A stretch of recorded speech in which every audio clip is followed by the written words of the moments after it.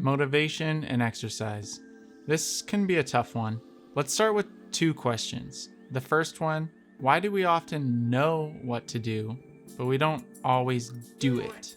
And the second one, why does it often seem easier to do the bad habits over doing the good ones? To be clear, there is no simple or easy solution or answer to these questions, but I am going to provide you with some information and strategies that hopefully make these a little more manageable.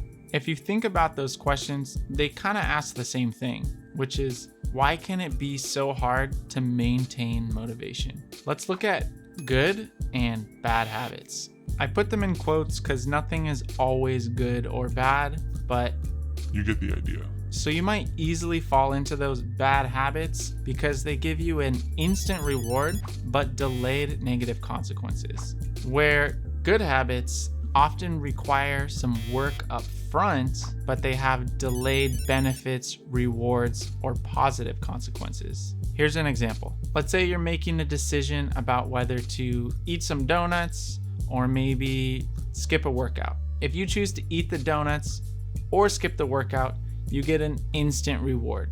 So the donuts taste good, you get to relax instead of work out, instant satisfaction.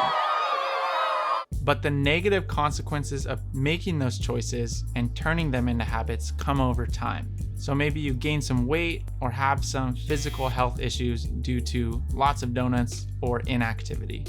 And the opposite, committing to and doing that workout, passing on the donuts, it's no fun. There's no instant satisfaction. If anything, you have to put in work. Work to work out, work to really not eat that donut or 2 or 3. But the benefits of making those choices are delayed or come over time. So you develop habits of being physically active, maybe making better nutritional choices, and that in turn helps your overall health. So what's the best way for someone to be aware of those habits or find motivation to do what's best in the long run?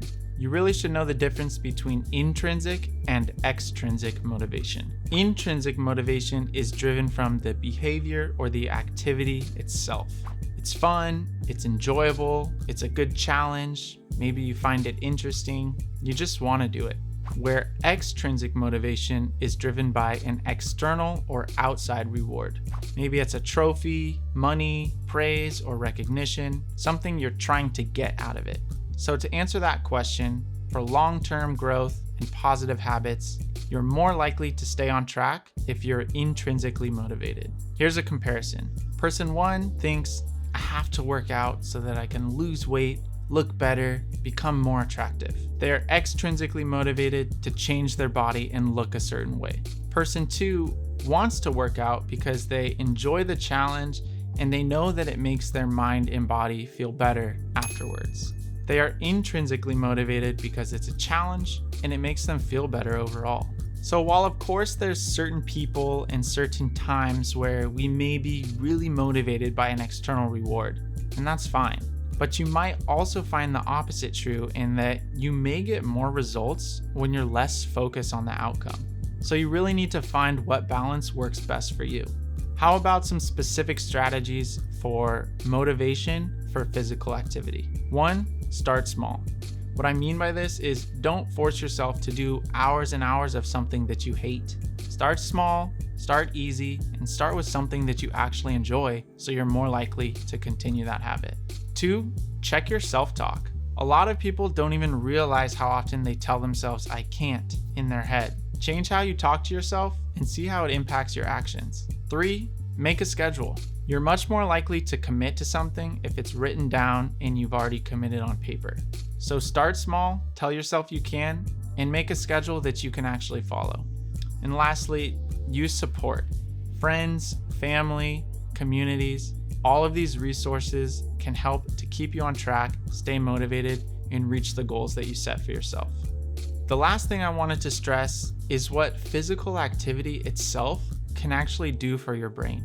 Exercise releases neurochemicals that increase motivation, attention, and alertness. It also can increase confidence, help with relaxation, and decrease symptoms of depression and anxiety. Basically, physical activity makes your brain function better.